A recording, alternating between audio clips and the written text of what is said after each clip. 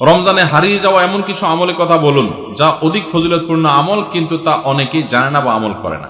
4টি আমলের কথা বলতে পারি। 4টি আমল আমরা অনেকেই গুরুত্ব দেই না, অথচ সে আমলগুলো আমাদের পুরো রমাদানকে সম্পূর্ণ সার্থক করে দিতে পারে, অর্থবহ করে দিতে পারে, রমজান সাকসেস করে দিতে পারে। সে 4টার ভিতরে প্রথম এবং 1 নম্বর যেটা বলতে চাই তা হলো রমজান মাসে রোজা রেখে এবং রাতের বেলা পুরো রমজান জুড়ে সকল প্রকার পাপাচার, কাউকে কষ্ট দেওয়া, গালি দেওয়া, হক নষ্ট করা, সব ধরনের গুনাহ থেকে, গীবত শেকায়েত করা, চোখের গুনাহ, সোশ্যাল মিডিয়া ইত্যাদি সবগুলো থেকে বেঁচে থাকবেন। প্ল্যান করে যে কোনো মূল্যে প্রয়োজনে আমি আইডি ডিঅ্যাক্টিভ করে ফেলবো, অ্যাপ ডিলিট করে ফেলবো, তারপরও সব ধরনের গুনাহ থেকে বেঁচে থাকবেন। এটা হলো রমজান সার্থক করার সবচেয়ে গুরুত্বপূর্ণ কাজ। 1। 2 নম্বর হলো রমজানে আমরা অনেকে কোরআন পড়ি কিন্তু কোরআন শোনাশুনি করি না। হাফেজরা করে অবশ্য। নবী করিম সাল্লাল্লাহু আলাইহি সাল্লাম রমজানে শোনাশুনি করতেন। এটা একটা হারিয়ে যাওয়া সুন্নাহ বলতে পারি। জিবরিলকে তিনি শোনাতেন, আবার জিবরিলের কাছ থেকে তিনি শুনতেন। এজন্য আপনি কোরআন পড়বেন, আপনার স্ত্রী শুনবে, আবার স্ত্রী পড়বে, আপনি শুনবেন। স্ত্রী বলে কোনো কথা নয়, এরকম একে অন্যের সাথে কোরআন শোনাশুনি করবেন। এটা একটা হারিয়ে যাওয়া আমল। 3 নম্বর হলো রমজানের শেষ 10 দিন ইতিকাফ করবেন। রমজানের শেষ 10 দিনের ইতিকাফ এমন একটা আমল, রমজান রোজা ফরজ হওয়ার পর থেকে নিয়ে মৃত্যু পর্যন্ত নবী সাল্লাল্লাহু আলাইহি ওয়াসাল্লাম জীবনে কখনো ইতিকাফ ছাড়েন নাই। আমরা ম্যাক্সিমাম মানুষ জীবনে কখনো করি নাই। ইতিকাফ করা হলো আল্লাহর ঘরে এসে গাঁটটি বোসকানে পড়ে যাও যে আল্লাহ ক্ষমা করা ছাড়া যাব না। ইতিকাফ করা যদি মসজিদে ঘুমায়ও থাকে, ইতিকাফ করাটাই যেহেতু একটা স্বতন্ত্র ইবাদত, সো তার ইতিকাফ করার মাধ্যমে লাইলাতুল কদর তিনি অটোমেটিক পাবেন ইনশাআল্লাহ।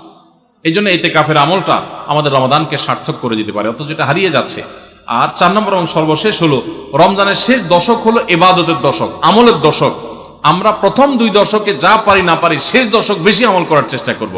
অনেকে আমরা শহর থেকে গ্রামে যাওয়ার জন্য পরিকল্পনা করতে করতে 4-5 দিন চলে যায়।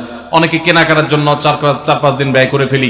ঈদের প্রস্তুতির জন্য আমাদের শেষের দিনগুলো নষ্ট হয়ে যায়। এগুলো না করে আল্লাহর ওয়াস্তে শেষ দশককে ইবাদতের জন্য রিজার্ভ করে ফেলি, গোটা ফ্যামিলি সহ ইবাদত বন্দেগী করি, রমজানটাকে আমরা উপভোগ করতে পারবো ইনশাআল্লাহ। এটা আমাদের জন্য তৃপ্তির রমাদান হবে। আল্লাহ আমাদেরকে তৌফিক দান করুন। তাহলে 4টি আমলের কথা বলেছি, সকল প্রকার গুনাহ থেকে বেঁচে থাকা, কোরআন শোনাশুনি করা, ইতিকাফ করা এবং রমজানের শেষ দশক বিশেষভাবে ইবাদতের পরে যত্নশীল হওয়া, শেষ দশকে সকল ব্যস্ততা কমায় দেওয়া। এই 4টি জিনিস আমাদের রমাদানকে সার্থক করতে পারে ইনশাআল্লাহ তাআলা। কাদের জন্য রোজা রাখায় ছাড় দেওয়া হয়েছে? কাদেরকে রোজা রাখার ব্যাপারে ছাড় দেওয়া হয়েছে? নাম্বার 1, অসুস্থ ব্যক্তি। এত অসুস্থতা যে অসুস্থ অবস্থা রোজা রাখতে পারে না, তাহলে তিনি পরবর্তীতে রোজা রাখলেও হবে। আল্লাহ বলেছেন ফাইদাতুম মিন আইয়ামিন উখরা, অন্য সময় রোজা রাখবে সে। আর যদি একেবারে অক্ষম হয় তাহলে সে ফিদিয়া দিয়ে দিবে, রোজার প্রত্যেকটা রোজার বিনিময়ে একটা করে ফিতরা হিসাব করে দিয়ে দিবে।